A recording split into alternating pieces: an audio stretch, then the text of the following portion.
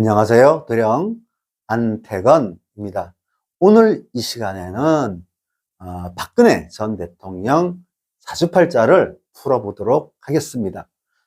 생년월일은 1952년생 음력 1월 7일 오전 7시 20분에 태어났습니다. 단, 이 생년은 인터넷상 도는 겁니다. 그래서 사실과 다를 수 있음을 감안하시고 들어주셨으면 합니다. 신묘생에 신축월에 무인일에 을묘시에 태어났어요. 무토가 굉장히 추운 엄동설한 겨울날에 태어났네요. 그렇다면 이 사주는 반드시 화기가 필요하겠죠. 그런데다가 임목을 깔고 또 묘목, 을묘목을 시에 두고 연지에 또 묘목을 받습니다. 그렇다면 이 토가 상당히 극을 당하게 되겠죠. 그렇다면 굉장히 신약하게 되겠죠. 그렇다면 용신은 토와 화가 되겠습니다. 그래서 토, 용신, 화, 희신 이렇게 되겠고요. 조후, 용신은 화가 되겠습니다. 그래서 이 사주는 화, 토운에 발전하고요. 쫙 발전하고 금, 수운에 패하게 되겠습니다. 그리고 목운은 1년 신수에 따라서 변화하겠죠. 달라지겠지만 대체적으로 건강 조심을 좀 해야 됩니다. 그리고 좀 매여 사는 듯한 느낌으로 살겠죠. 자, 무토가 이렇게 추운 계절에 태어나서 화기를 못 봤으니 추운 사주죠. 그렇다면 외로운 사주입니다. 그리고 냉정하죠. 마음이 굉장히 냉정합니다. 그렇다면 가정을 보기가 어렵죠. 그래서 남편 복과 자식 복은 아예 없는 사주로 볼 수가 있어요. 만약에 일반인으로 태어났다 해도 남편과 자식 복이 없는 그러한 구조의 사주가 되겠죠. 만약에 결혼했다 하더라도 굉장히 고생했을 겁니다. 자, 그러면 이분은 원래 무토라는 것은 토입니다. 광야면서도 중화입니다. 중용이겠죠. 그렇다면 이 토의 어떤 성격은 굉장히 무겁습니다. 그래서 묵직한 성격에 냉정하면서도 뭔가 소심하면서도 내 내면에 있는, 마음속에 있는 걸 절대로 내놓지 않는 성격이 되면서 때로는 황소 고집이 있겠죠. 굉장히 귀가 두껍습니다. 절대 남의 말을 받아들이지 않고 조언을 받아들이는 것을 굉장히 싫어하겠죠. 그렇습니다. 그러면서도 일관이 굉장히 약하기 때문에 뭔가 자유롭지 못해요. 그러다 보면 융통성이 결여되게 되겠죠. 부족하게 되어 있습니다.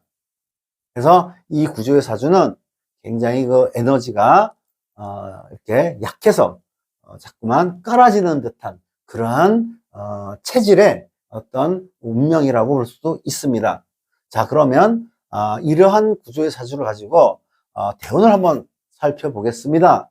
자, 1살부터 30세까지 30년 동방운에서는 어떤가? 굉장히 매여 삽니다. 그리고 가족, 부모죠.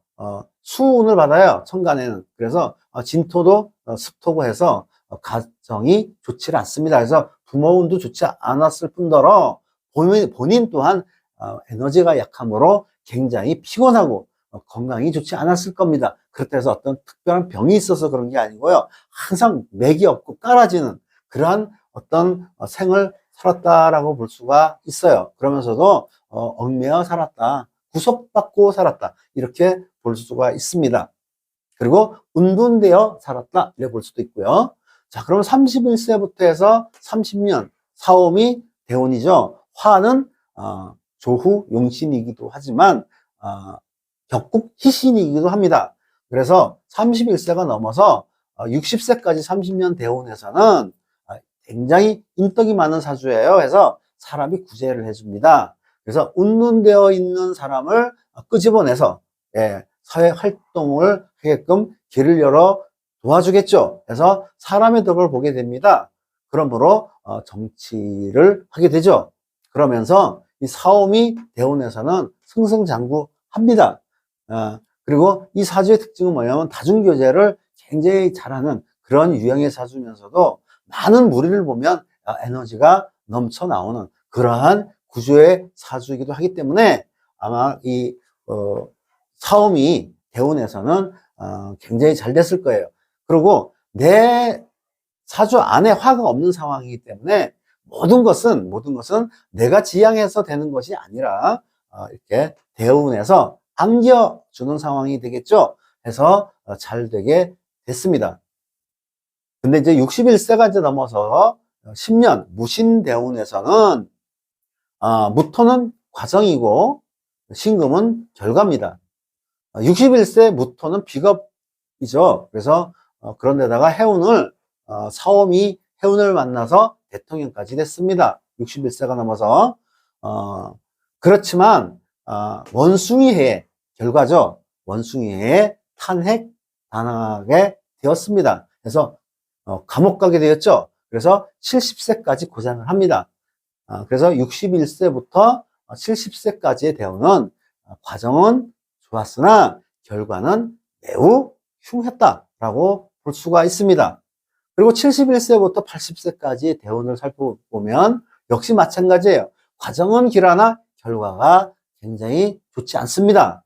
그래서 71세부터 시작해서 5년은 비거분이에요. 그래서 길해요.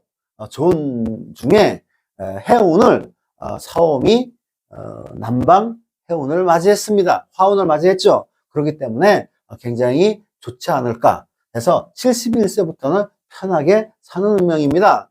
그렇지만 그 짧아요. 시간이 짧아요. 2027년까지만 길합니다. 2028년도가 되면 완전히 운이 꺾이게 되어 있어요. 그래서 결과가 나타나겠죠. 유대운으로 들어서게 되는데 흉합니다. 운이 좋지 않아요.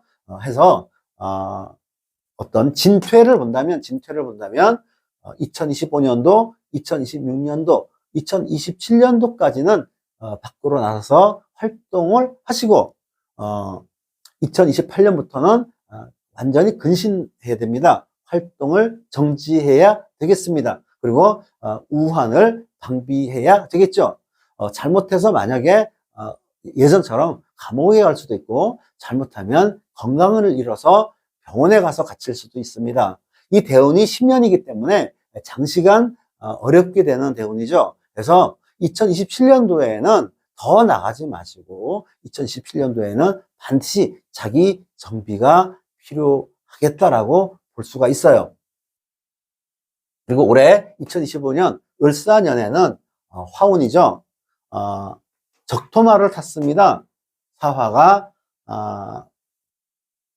이렇게 인을 만나면 형살이 되겠죠. 말하자면 역마살이 됩니다. 해서 적토마를 탔습니다. 해서 2025년도에는 동서에서 분주하고 해서 동해번쩍, 서해번쩍 너무너무 바쁘게 살고요. 모든 일은 잘 되게 되어 있습니다. 해서 그 결과가 굉장히 좋으니까 2025년도와 2026년도는 적극적으로 살되 2025년도는 바쁘게 2026년도는 안정되게 살아갈 걸로 보여집니다. 그리고 이 두 해는요, 2025년도와 2026년도는 내가 뜻하는 바가 있다면 과감하게 실천하면 아주 반드시 좋은 일이 있을 거라고 보고요. 또 그렇게 살 거라고 봅니다. 자, 그러면 2028년도부터 운이 꺾이죠?